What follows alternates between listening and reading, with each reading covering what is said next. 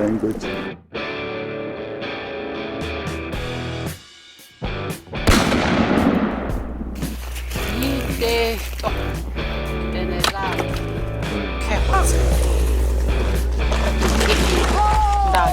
Hello and welcome back to the Way to Native Chronicles. I released a video just a few days ago on the subject of stopping wild animal attacks using firearm, and it's got a lot of attention, a lot of views, and I thought what I would do is produce a shortened version of that video. The original video was, it's tagged up here, it's called Using a Gun to End a Bear Attack.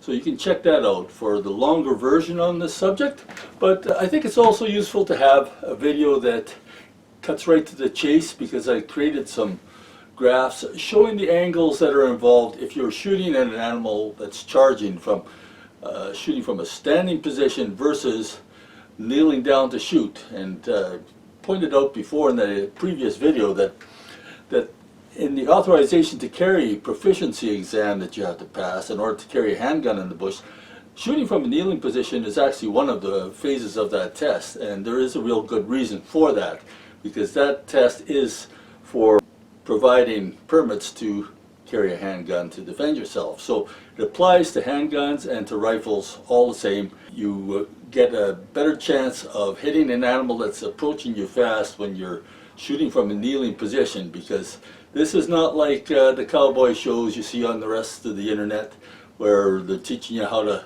protect yourself against human beings or standing the same height as you and coming straight on. You're shooting at animals that are down low and they're approaching at a very fast rate of speed. So let's get into this. I'll show you this diagram that I put together with some animations to demonstrate what the actual angles are, because I think it's important to have something like this that is drawn to scale. We're using 50 feet separation from the shooter to the animal as an example in this case. I mean, it's going to always vary, but got to start with something. So we'll take this graph here with the animations and see how the angles actually work out, because the claim is that you're going to tend to shoot over the back of an animal when you're in a standing position and it's charging you.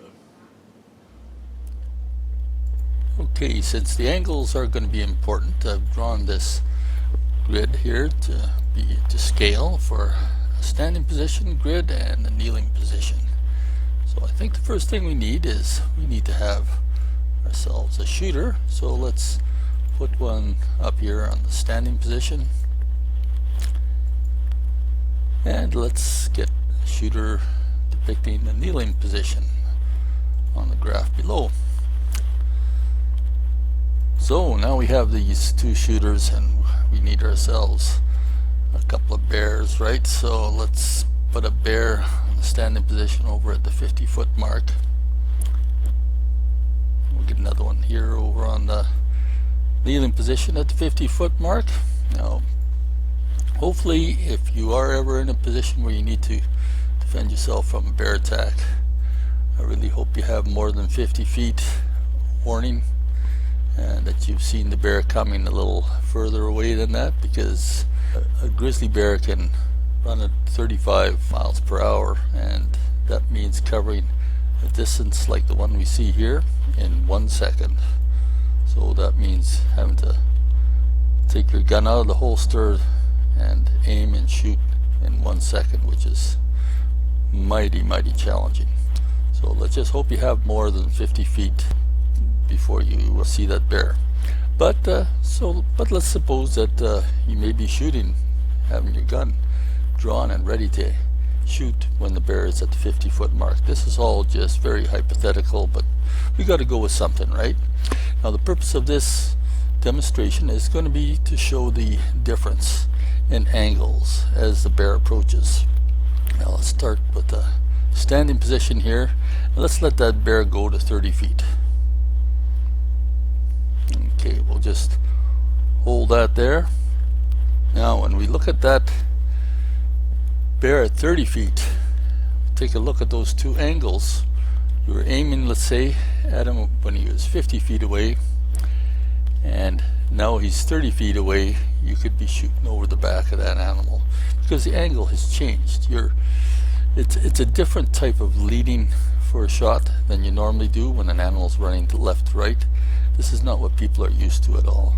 So in reality, if you were standing, you'd want to aim a little bit low because it takes a little bit of time for your reactions to pull the trigger and the bullet to leave the gun, and for the bullet to actually travel that distance and hit the animal. And we've got to keep reminding ourselves this animal's moving very fast.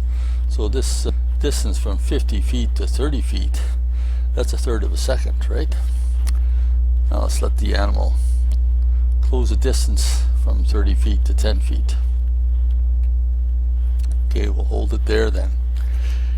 Now we see we have quite a large difference in angle. Of course, my little figure of the standing person shooting is still pointing way above the bear's back, but you get the idea. So he would have to be shooting quite a bit further down at the 10-foot mark. So maybe he's pulling the trigger at the 30-foot mark, and your angle is just increasing more rapidly the closer the animal gets. Of course, the animal's getting bigger too and becoming a bigger target, but this is why a shooter will tend to shoot over the back of an animal, because it's not high off the ground like a human being, let's say, would be running towards you. It's low, and then that angle is changing. So hopefully that illustrates the nature of the problem.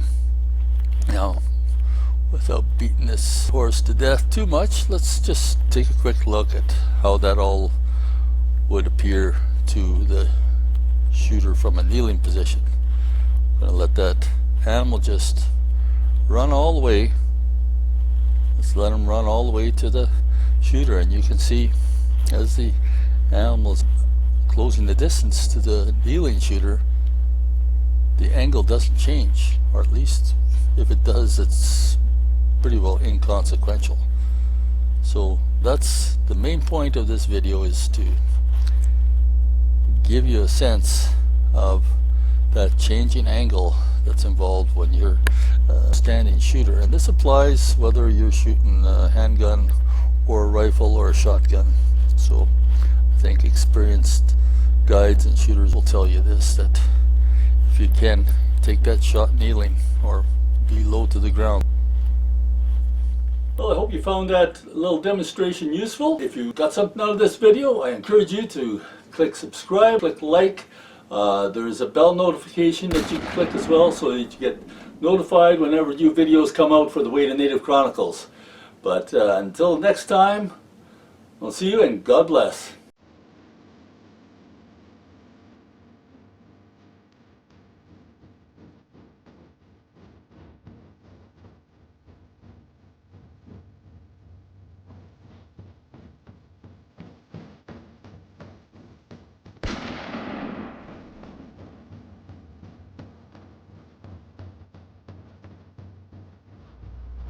Yiteesto tenelaki